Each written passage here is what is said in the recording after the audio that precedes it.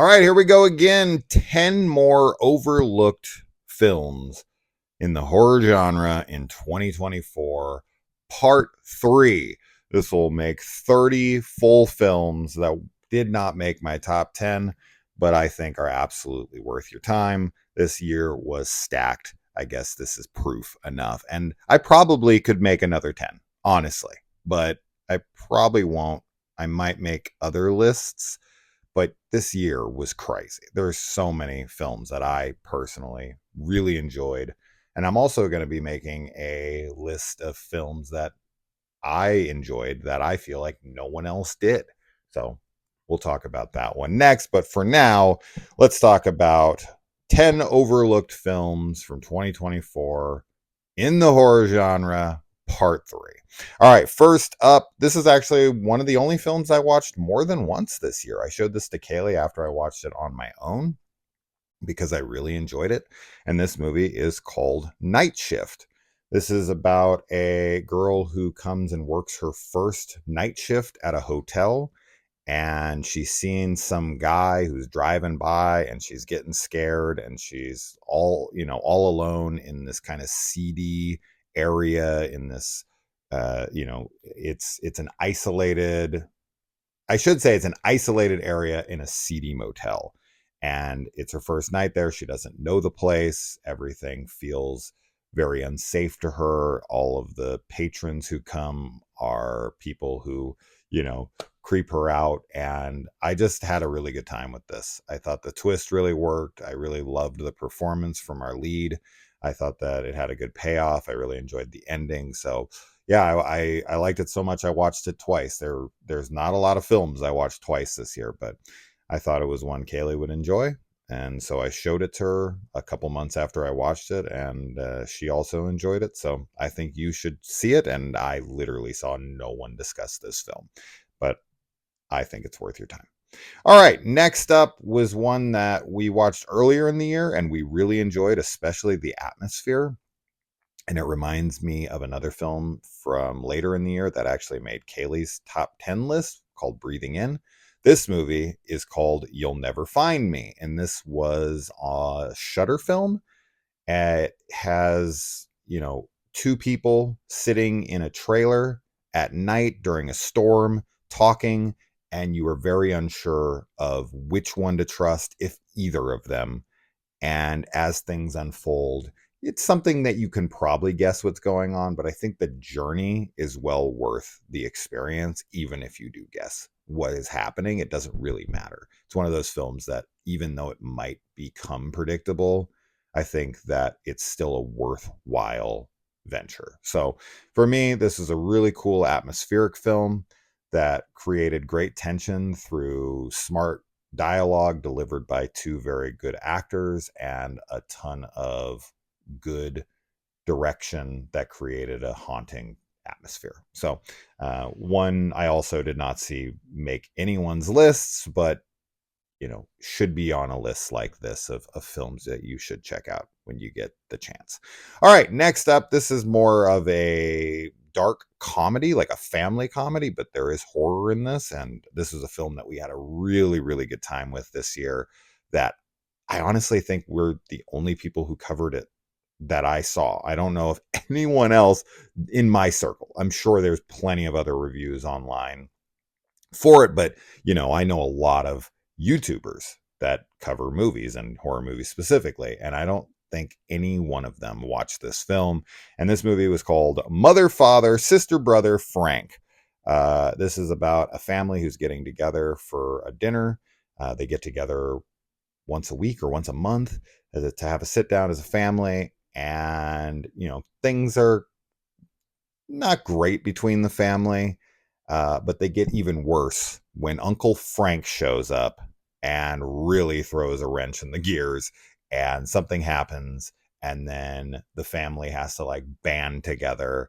And the way that they're able to kind of fix their problems through tragedy.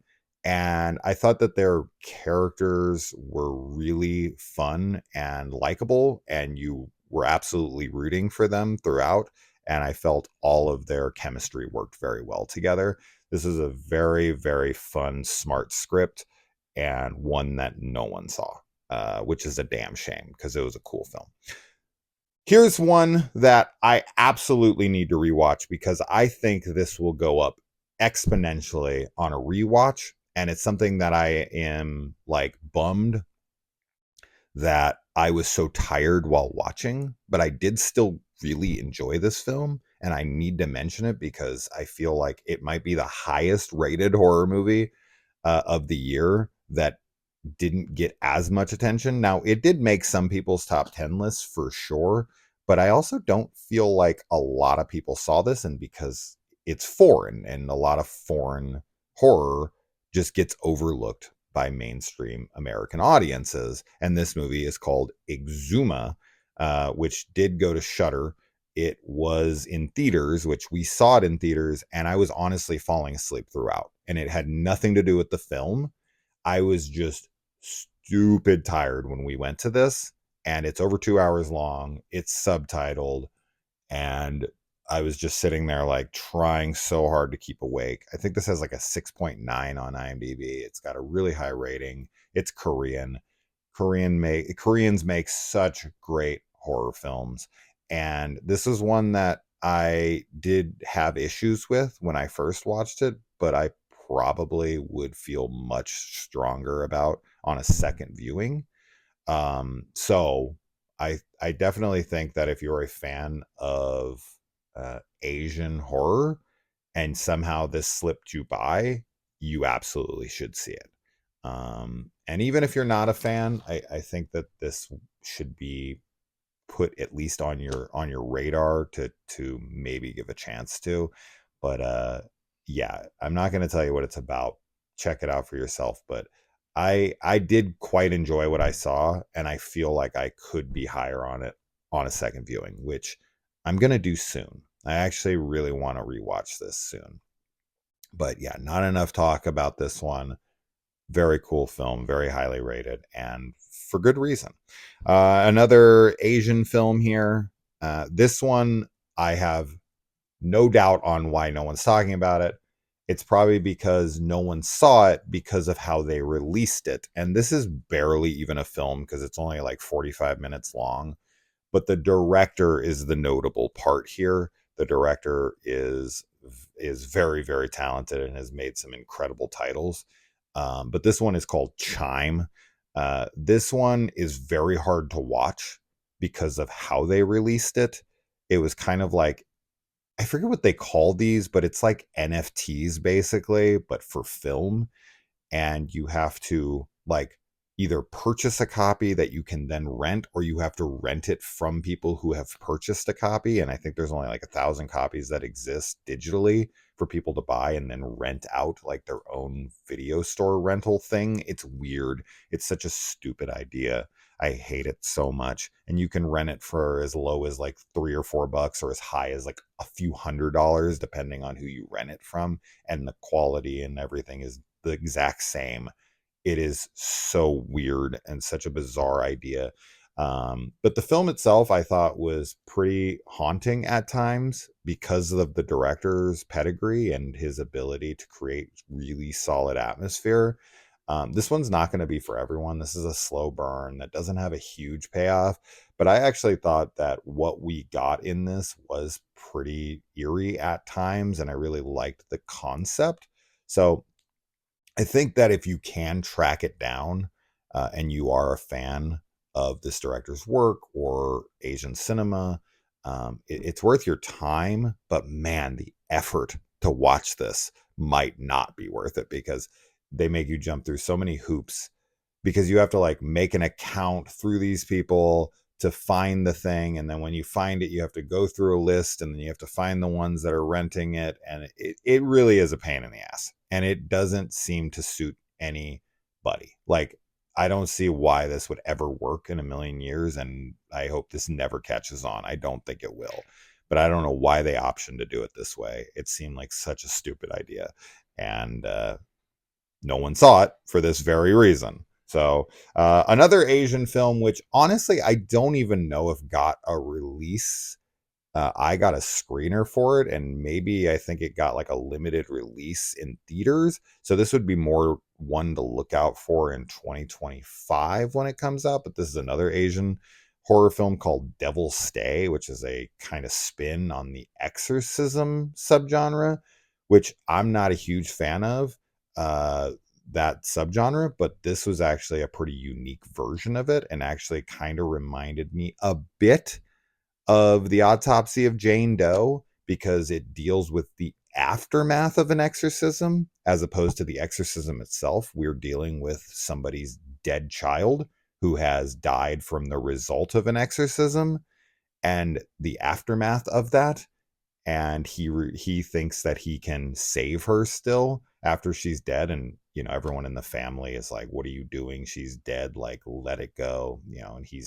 And there's this dynamic between him and the exorcist, and he thinks the exorcist like killed his daughter, and the exorcist is trying to still come in and save her soul. And there's like fighting between them because he doesn't want him anywhere near his daughter, and nobody wants the dad near the daughter because they think he's insane for getting around her. And it's really good, and it has a really, really good setup between the dad and the daughter. He's like a heart surgeon, and she has like a bad heart, and he's going to give her a new heart. And they have this really great scene in the opening with them looking at stars together and talking, and it builds a very strong relationship between them. And as a dad of daughters, I'm a sucker for these kinds of movies. So this really got me. And so I very much cared throughout for him to save her. And I got very invested. And for an exorcism movie to get me, that's an accomplishment into itself. So I don't know. I really enjoyed this one. I don't think it's readily available quite yet. So this is more one to look out for, but I did see it in 2024. So that is why no one is talking about this movie.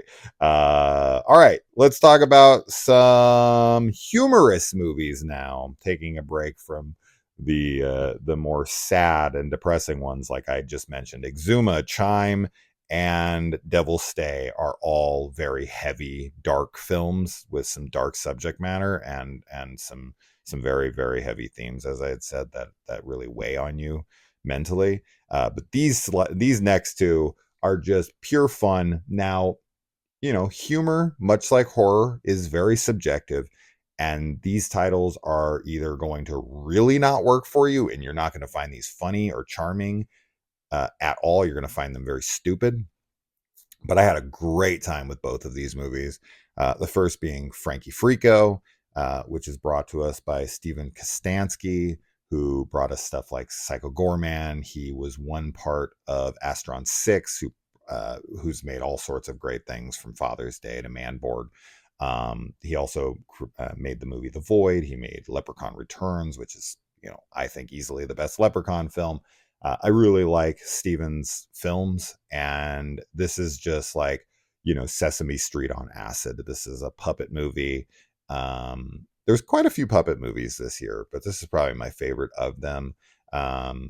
It's a silly, silly movie, but I always love to see these like indie, no budget, all passion projects with, puppetry and just people making their vision come to life despite not having a budget. This kind of reminds me of something like Benny Loves You. Really fun film. So if you like that kind of humor, or if you've seen Steven Kostanski's other stuff, you'll kind of understand the humor of it. Very juvenile, very silly, and that stuff's either going to work for you or it isn't. So at least watch a trailer to see if that's your brand of humor. But I really like it. I really enjoyed the hell out of it. And, while it's not a top 10 contender or anything in such an exceptional year, doesn't mean I didn't have a great time with it. And another really fun film, which is more of like a sequel, I guess. This would more fall into the sequel category. And one that, a lot of people were curious about when it was getting released. And I think this is a Screambox movie. I don't think this was Shudder. I think this was Screambox. And this is the Street Trash remake sequel. I want to call it more of like a maybe a meta sequel. I don't really know what to classify this as, but man, this had so many wild practical effects in it. There's so much body horror going on in this movie. I thought this really upped the ante when it came to this franchise, if you want to call it that. It's only two movies, so whatever you want to call it. The first film is a no budget, very simple concept, and this one took it much bigger, much grander, even though the budget was still very modest. I thought that they did a really good job with the very limited budget they had, and I actually quite liked the characters. We're dealing with, down on their luck, homeless people who have band together to fight the system, and they take in this girl, and they're a very strong, cohesive unit that fight together. This is from the director of Fried Berry. I just thought this was a really fun film and definitely worth your time. And if you overlooked it because you didn't know how it was going to stack up, I think it's more entertaining than the original for me personally, and is a completely different film than the original. Much different. This one's much more like science fiction, and has much more of a plot line. The first one has like zero plot line. But it's even grosser than the first film and has even more wild special effects in it. So, really cool film. Thought it was completely overlooked, and not talked about as much as it should have been. Next up, this one, this isn't a great film for sure. I think I only gave it like a 3.5 on Letterboxd, so this is probably the lowest rated film on these 10 overlooked films, but this definitely has one of the most memorable antagonists of the year, and I think for that alone it's worth a look, because it's such a bizarre film, and it has a very interesting dynamic because it has a performance by one actor who does two different roles, and I think his performance on one of the roles was really good, and his performance on the other role was really bad. This movie is called Amelias Children, and the Amelia in it is this woman who has had an obscene amount of plastic surgery, and when you see her face, it's haunting. It's chilling. And it's a very weird film. It has the Bridget Lundy, I forget what her name is, the chick from I Saw the TV Glows in this. She's also in Bill and Ted, Face the Music. This for the antagonist alone, but I did still enjoy the film. It doesn't fully work, but you kind of got to see it. It deals with incest. It deals with some very uncomfortable situations, and I enjoyed it. I enjoyed it. It's not great, but you got to see Amelia. And you'll definitely have some WTF moments with this one. So another one completely overlooked, not talked about much at all. Okay, and finally, our 10th film, our 30th film, which is the longest title of the year and a very cute movie. Just a very sweet film. Has a good soundtrack. It actually kind of reminds me of the vibe of A Girl Walks Home Alone at Night. This is I think it was a French film. I think that's what it's called. And it's called Humanist Vampire Seeking Consenting Suicidal Person. Yeah, that's a hell of a title. Hell of a mouthful. But you're dealing with a vampire who doesn't really want to be a vampire, right? Like, this is nothing new. We've seen the reluctant vampire who doesn't want to kill. They're trying to find a blood substitute. They're killing animals. They're doing anything they can to avoid killing humans.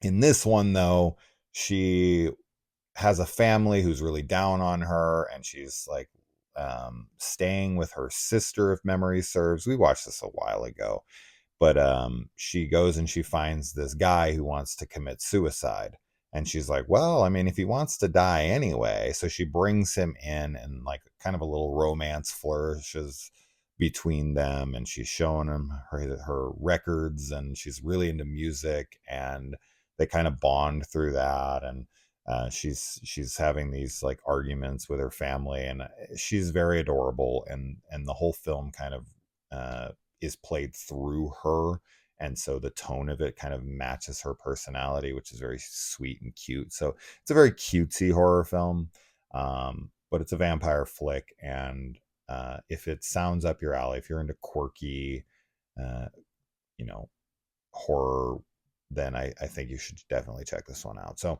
there you go. Humanist vampire seeking consenting suicidal person. You're not apt to find a longer title than that this year, but a worthwhile time in my opinion. So anyway, there you go. There's 30 films that did not make either Kaylee or I's top 10. And then there was also films that we had mentioned at the end of our top 10 list that were like four other films, I think, which was like, double pairings of, the first Omen as well as Immaculate, and then Sting and Infested. And then I think we also mentioned a few other films in there as well. So I think with Kaylee's top 10, my top 10, these 30, the other few films that we had mentioned there, and then other films that I'm going to be mentioning in other lists that I'm making. I mean, there had to be 60, 70 films that we mentioned that we absolutely think are worth your time. So I think you guys should be able to find at least a few things to watch here that you overlooked during 2024 to catch up on. So that should give you plenty of things to watch, plenty of things to fill the time, and get you some cool things to watch. So anyway, that's it. I'm rambling at this point. I'll see you in the comments. Adios.